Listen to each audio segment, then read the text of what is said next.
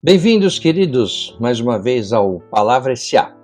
Hoje nós vamos discutir um dos livros mais interessantes na minha visão, né, da Bíblia, que é o livro de Eclesiastes, muito provavelmente escrito pelo rei Salomão.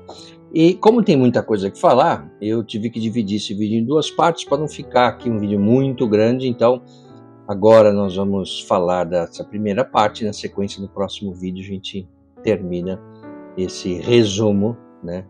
Por mais que a gente tenha separado algumas partes aqui, ele é um livro bem denso, bem interessante, eu super recomendo que vocês leiam. O Salomão, a gente sabe, ele era filho do rei Davi. Os primeiros reis de Israel, o primeiro rei foi o rei Saul, depois Davi, e Davi teve vários filhos, um deles foi Salomão, e ele foi o rei mais sábio de Israel.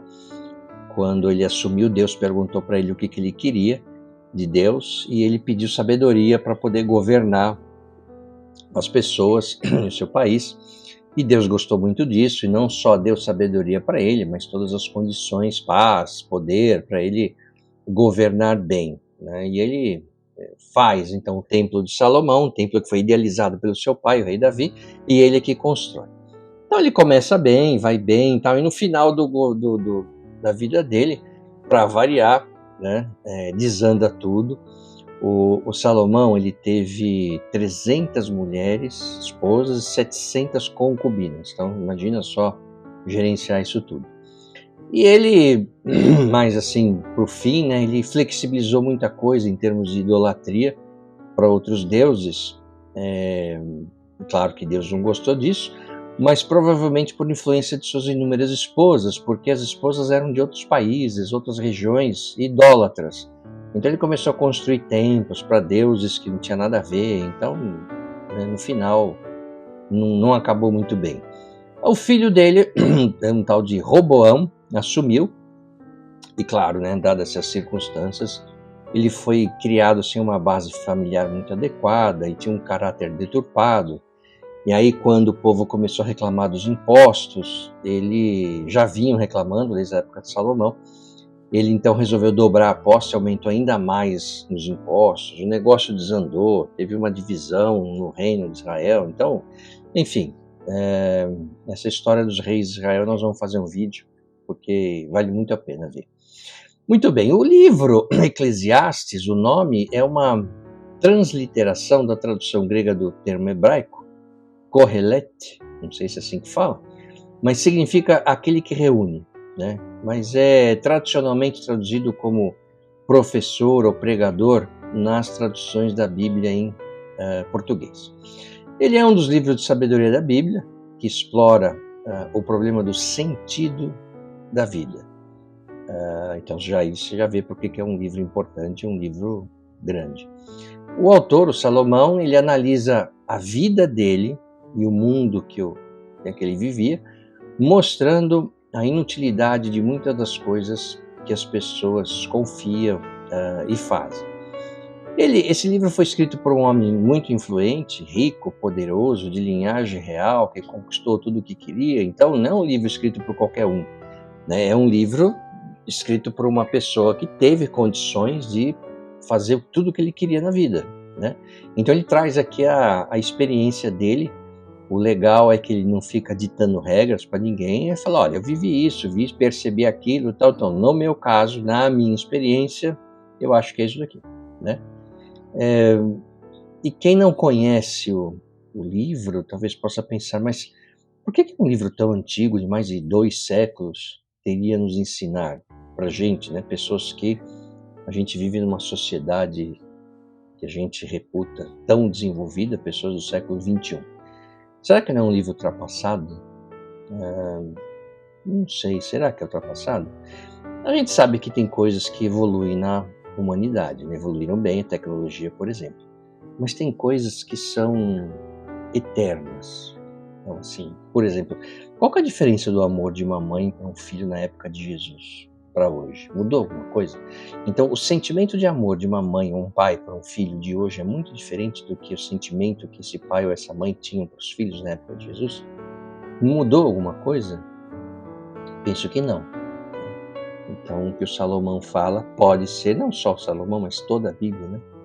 A gente tem muitos textos bíblicos que você lê e você fala, não é possível, esse cara escreveu isso aqui semana passada, né? E aí, então, o Eclesiastes, ele foi escrito não só por um rei, né? Mas por um pai de uma nação na época. E é interessante, não sei se vocês já notaram, mas hoje em dia, né, principalmente na sociedade ocidental, o que um pai diz não tem muito peso, né? Isso é muito diferente em sociedades do Oriente Médio, por exemplo, onde o que o pai fala tem muita relevância, né? Não só na família, mas na sociedade. E na ausência do pai, é o filho mais velho, né? Isso continua com um peso muito grande. Mas por que aqui na sociedade ocidental isso mudou muito e vem mudando? Essa desconstrução do pai como pilar central na família ocidental, ela começou logo após a Segunda Guerra Mundial. Então, se a gente observar os conteúdos de entretenimento, e esse entretenimento aqui muitas vezes pauta a conduta da sociedade, esses conteúdos muitas vezes trazem o pai como um paspalhão, né? Sem relevância real, incapaz de liderar sua própria família. E exemplos a gente tem uns montes, né? Para quem é mais antigo se lembra muito dos Flintstones, os Jetsons, aquele seriado A Feiticeira, Ginny é um Gênio, mais recentemente a série Modern Family, quem assistiu, os desenhos do Family Guy e o idiota mor do Homer Simpson. Todos eles colocam o pai como uma pessoa desprovida de inteligência, com valores morais discutíveis, né, para se falar o mínimo. Ou seja, o pai é retratado como uma pessoa que a família, as pessoas não podem levar a sério, né? É aquela coisa, como eu falei, um paspalhão, né? E até chegarmos em um momento em que a família, que é o pilar central da sociedade, ela é retirada e substituída de vez pelos amigos ou friends. Então isso é muito diferente, como eu comentei aqui no Oriente Médio e até no Oriente Extremo, onde a família, o núcleo central, né, da sociedade continua forte, e o que um pai fala, ou as pessoas de mais idade falam, são pessoas que são ouvidas, né? A gente sabe que não existe um vácuo de poder, então se o pai é retirado como líder da família, como pilar principal da sociedade, alguém o substitui, não é? Mas enfim, isso é um tema para outro vídeo. Se a gente volta então, vamos voltar para Eclesiastes. O livro não foi escrito por um homem frustrado, que não conseguiu realizar o que queria, e aí então ele joga a culpa nos outros, joga a culpa em Deus, o cara que não deu certo na vida. Não, era um rei poderosíssimo, né? As pessoas vinham de vários países para ouvi-lo, né? Porque suas palavras de sabedoria, eles inspiravam muitas pessoas. Também não foi escrito por um homem comum, de classe média, que vive bem, sem faltar nada, e decidiu então escrever um livro para alcançar alguma relevância na vida, né? No livro de Eclesiastes estão registrados os pensamentos do sábio, o homem que meditou profundamente sobre a vida humana, com as suas injustiças e decepções, e concluiu que tudo é ilusão. Você começa a ler e aparentemente Eclesiastes é o livro de um homem sem Deus, quando você começa a ler, né? E essa temática da felicidade do homem é algo que vem sendo tratado por inúmeros pensadores e filósofos ao longo da história. Então, contam, né, que um dia um discípulo de Sócrates, grego, né, perguntou para ele: mestre, qual que é o segredo da felicidade? Sócrates parou, pensou, demorou, pensou de novo. Acho que se ele trabalhasse em uma empresa já teria sido demitido por ineficiência. E olha só, veja, Sócrates é o cara, né? É o sábio, é a pessoa que, puxa, sabe muita coisa. E esta é a pergunta, né, sobre a felicidade. Então você tem a pergunta e você tem o sábio.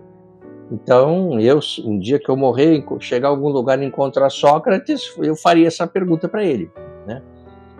E então Sócrates respondeu depois de demorar bastante. Ele falou: bom, o segredo da felicidade eu não sei.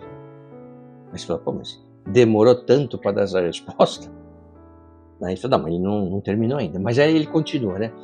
Mas eu sei que para que você tenha chance de um dia conseguir a felicidade, é fundamental que você tenha liberdade para procurá-la, sem qualquer restrição.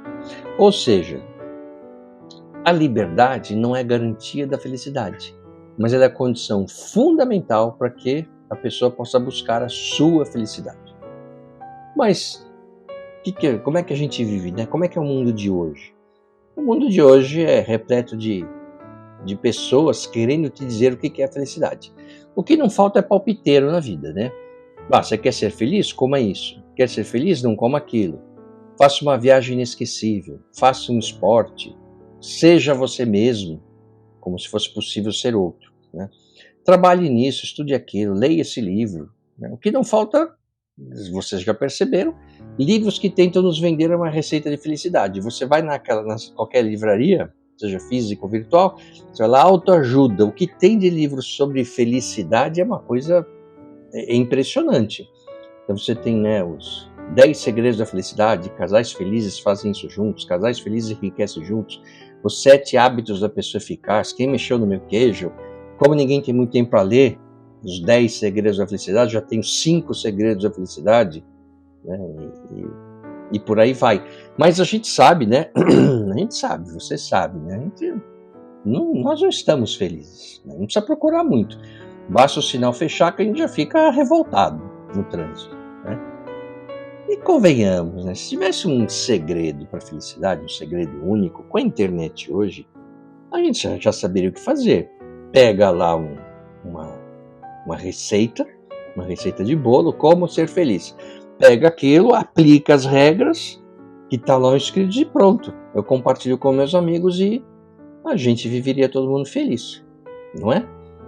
Mas, em compensação, a gente estaria escravos dessa forma. A gente não teria, então, nenhuma liberdade ou livre-arbítrio para a gente tomar as nossas decisões de forma soberana. Lembrando que Sócrates falou: eu não sei qual é o segredo da felicidade, mas eu sei que você precisa ter a liberdade total para procurar a sua felicidade.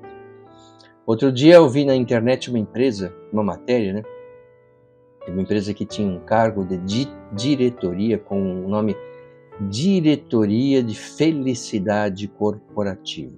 E eu fiquei pensando, eu posso imaginar quão chato deve ser trabalhar nessa empresa. Primeiro que a empresa mal conhece os seus colaboradores, pessoalmente cada um. Segundo, como é que uma empresa pode se arvorar no direito de dizer para quem quer que seja que ela sabe o que te faz feliz? Eu acho que se as empresas derem condições decentes de trabalho, deixarem as pessoas em paz para trabalhar, já é uma grande coisa, né?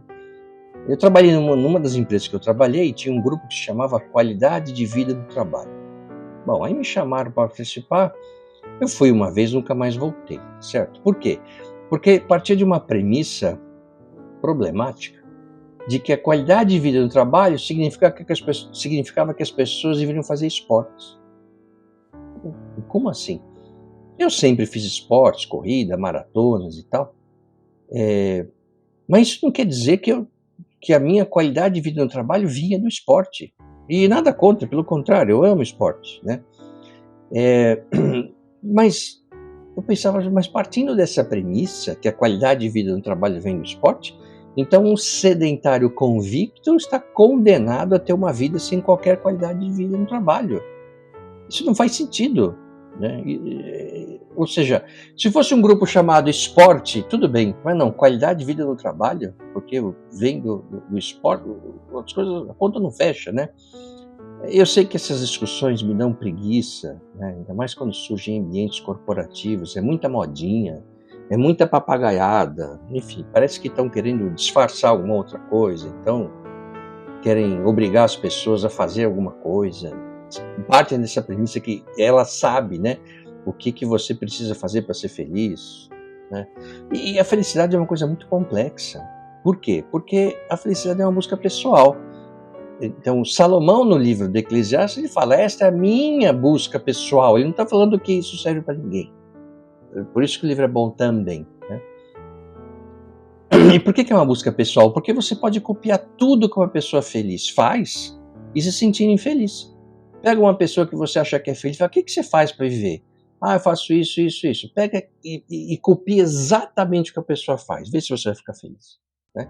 Por quê? E certamente não, porque a felicidade do outro não tem nada a ver com a sua, não é? O problema é que isso aqui não vende livro, não vende produto, não dá matéria na TV, entendeu? O que as pessoas querem é sempre receber uma receita pronta de felicidade, e se não der certo eu culpo o outro, vou para o próximo livro, enfim, por isso que esse mercado movimenta muita coisa. Quem que não quer ser feliz, né? Mas é muito mais fácil você vender uma receita do que você, imagina você comprar um livro que está escrito, livro assim, felicidade, não sei o quê, aí você abre e está escrito uma página, ó, ninguém sabe como é que você tem que fazer para ser feliz. Tenha liberdade para procurar a felicidade de você mesmo, viva a tua vida e pare de encher os outros. Seria esse o livro mais honesto, né? Não venderia nada. E sobre esse tema, né, do objetivo da vida e felicidade, sobre esse tema sobre felicidade, é uma história interessante. Conta que um dia um homem já avançado em idade, andando pelo terreno de sua fazenda, olhou longe assim, viu um brilho no chão, e aí ele foi ver o que era e achou a lâmpada de um gênio. Aí ele esfregou a lâmpada, aquela história que não conhece e tal, e aí saiu um gênio dizendo que ele teria direito a 3 desejos. O homem pensou tal e negociou com o gênio numa proposta. Ele falou o seguinte: olha, seu gênio, o negócio é o seguinte, eu estou no fim da vida, estou numa condição bem confortável, tenho dinheiro, patrimônio, eu conquistei tudo o que eu queria, então assim, estou sussa na história. Então eu gostaria de propor o seguinte: ao invés de me dar os 3 desejos para mim, peço que dê os meus filhos. Mas como são 4 e eu estou renunciando aos desejos, dá um a mais, né? Sendo que cada filho vai ter um desejo. Então, ao invés de ser 3 desejos para mim, dê 4 desejos, mas um para cada filho. Aí o gênio fala: tudo bem, não tem problema. Mas eu só quero que você dê esse desejo, né? Os filhos eram pequenos, quando eles atingirem a maioridade. Então, quando o filho atingir a maioridade, você vai e conceda um desejo para um deles, para cada um deles. Tá bom, o gênio falou: beleza, então eu volto aí quando seus filhos atingirem a maioridade. Muito bem. Quando o filho mais velho fez 21 anos, o gênio então procurou e perguntou para ele o que ele queria. Aí o filho falou: quero muito dinheiro, quero ser muito rico, quero ser bilhardário. O gênio então fez um gesto e tal, e pá, ele se tornou o homem mais rico da terra. E o cara ficou feliz, não sei o quê, começou a comprar um monte de coisa e tal. Porém, com o tempo, o filho percebeu que já tinha tudo, que desejava mais nada, porque já tinha comprado tudo que ele queria, o que sempre quis e tal. Então, depois de um tempo, ele viveu infeliz, mesmo sendo bilhardário. Aí o segundo filho fez 21 anos, olhou para o irmão, que apesar de milionário, ele estava infeliz, e falou para o gênio: eu quero poder. Eu quero ser poderoso. O gênio então fez um gesto e tal, e o e deu a ele todo o poder sobre a terra. Ele tinha exército a seu dispor, conquistou tudo o que quis e tal. Mas depois de um tempo, vendo que as pessoas tinham medo dele, do poder dele, se afastaram todos e ele viveu sozinho e infeliz. Aí chegou a vez do terceiro filho, quando atingiu a maioridade, vendo a experiência dos dois irmãos, pediu ao gênio sabedoria. O gênio fez um gesto lá e o gênio fez ele a pessoa mais sábia da terra. Com o tempo, ele percebeu que não tinha mais o que aprender, que já sabia de tudo, né? Ele não precisava procurar informação, ele já sabia. E aí então a vida dele se tornou sem graça e ele se tornou uma pessoa infeliz. Muito bom. Aí o último filho, o quarto, então chegou a vez dele e falou: puxa vida, eu vi que meus irmãos aí pediram coisas que aparentemente são legais, mas viveram infelizes, então eu já sei que vou pedir pro gênio. Aí o gênio falou: o que você quer? Ele falou: depois de muito pensar, eu cheguei à conclusão, eu quero ser feliz. O gênio estava pronto para fazer um gesto tal, e conceder o desejo para ele, parou e perguntou: você tem certeza disso?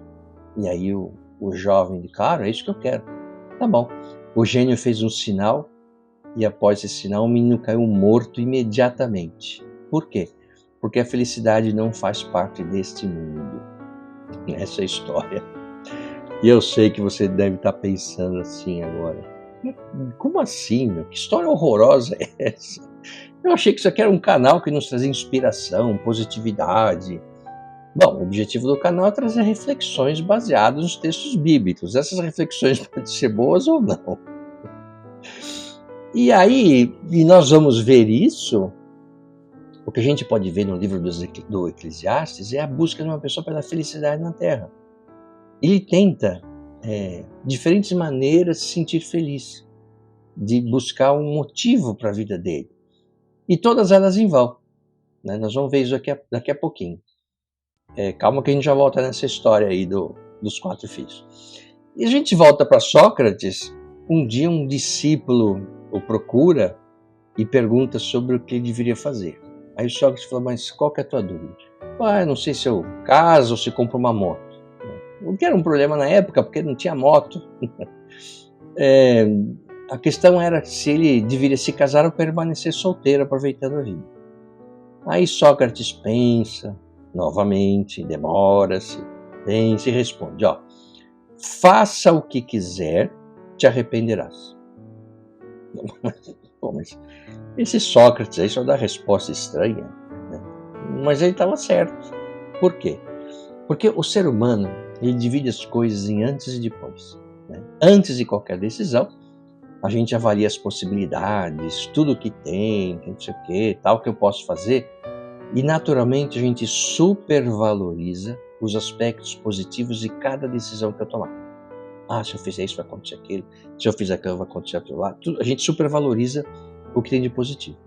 Depois que a gente toma a decisão, todas as infinitas possibilidades se materializam em apenas uma delas. E, por conta do contato com a realidade, e não mais com a imaginação, a gente passa então a supervalorizar os aspectos negativos da decisão que eu tomei.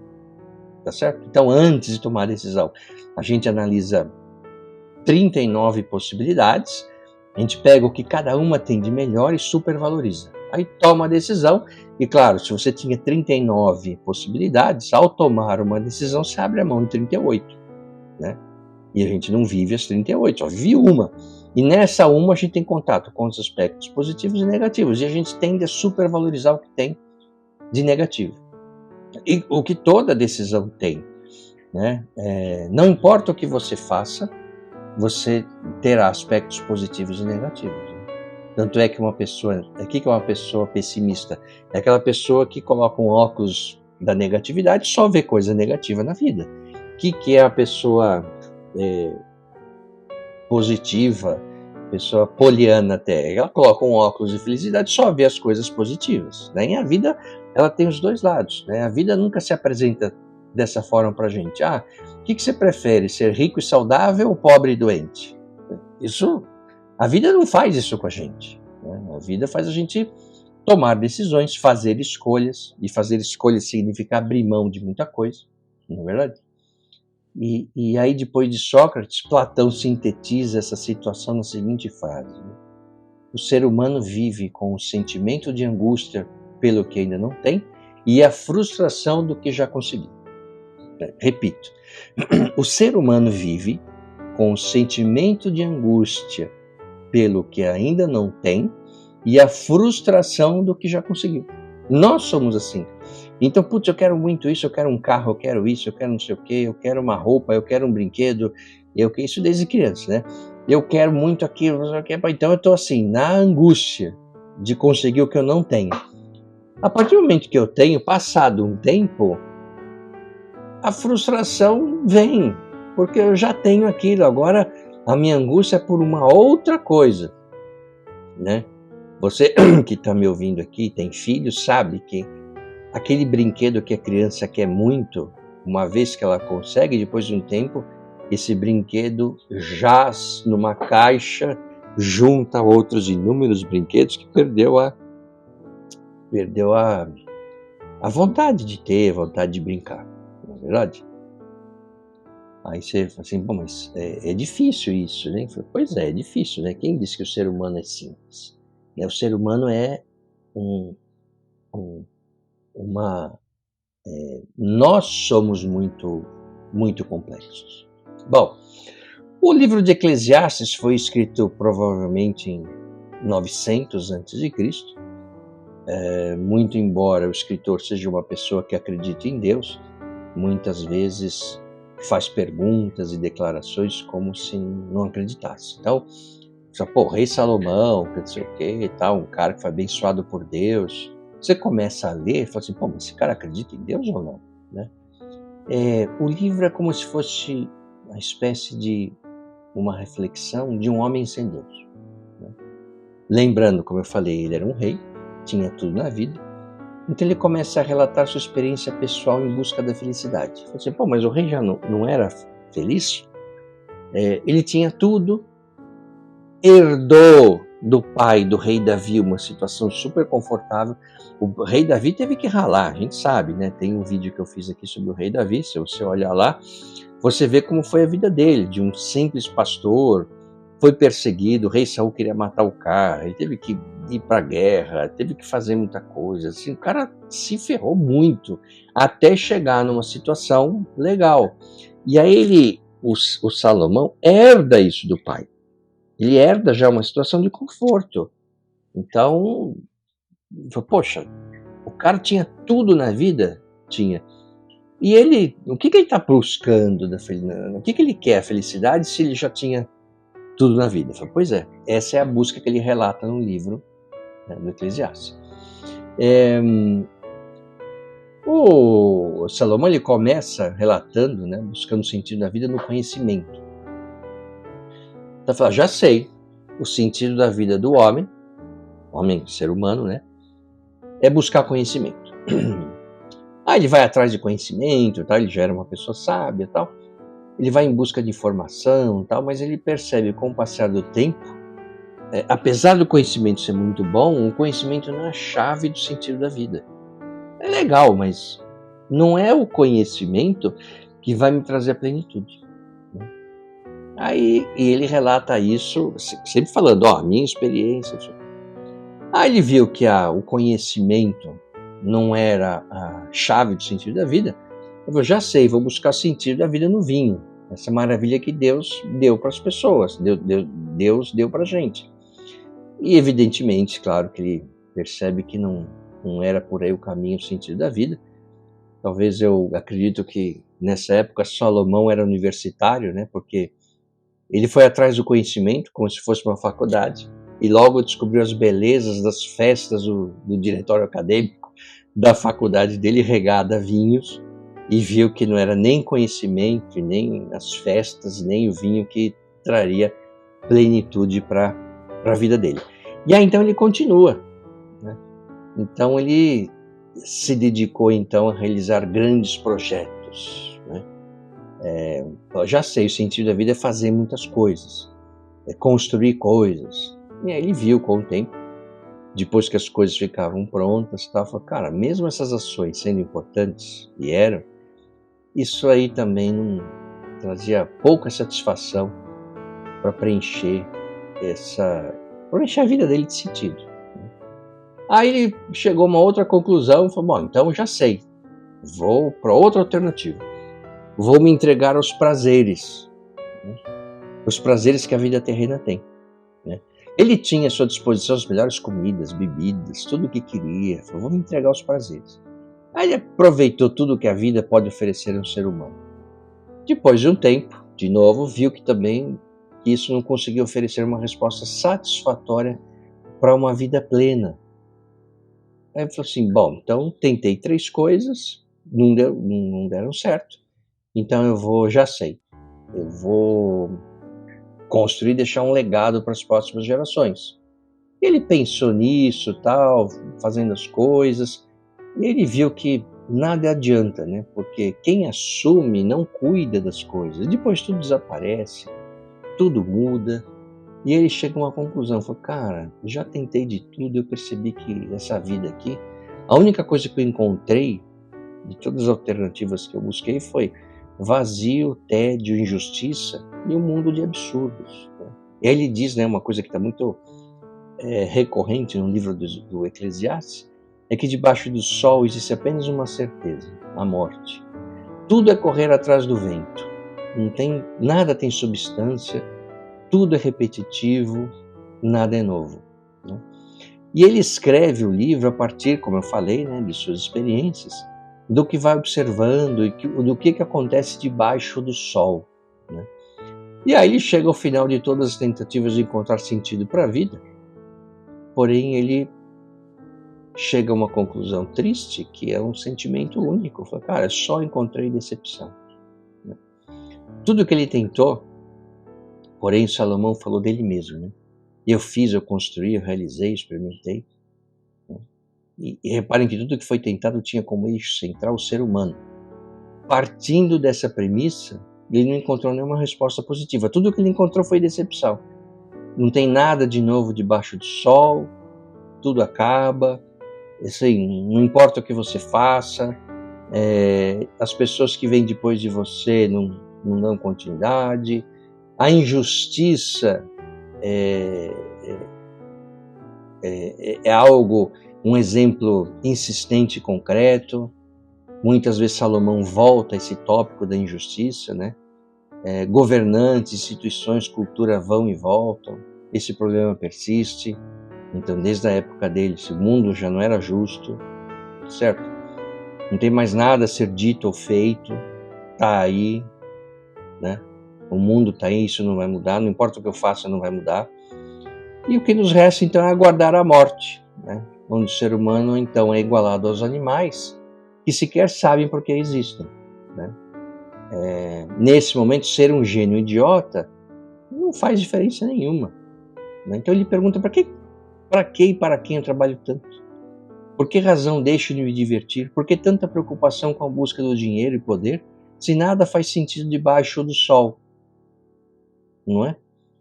Então essa é a conclusão que ele chega. Ele fala: cara, não adianta que eu faça, não vai mudar nada, é tudo assim. Então é um relato desesperançoso de alguém que tem tudo, tentou muita coisa e não chegou a conclusão nenhuma, né? Ele não...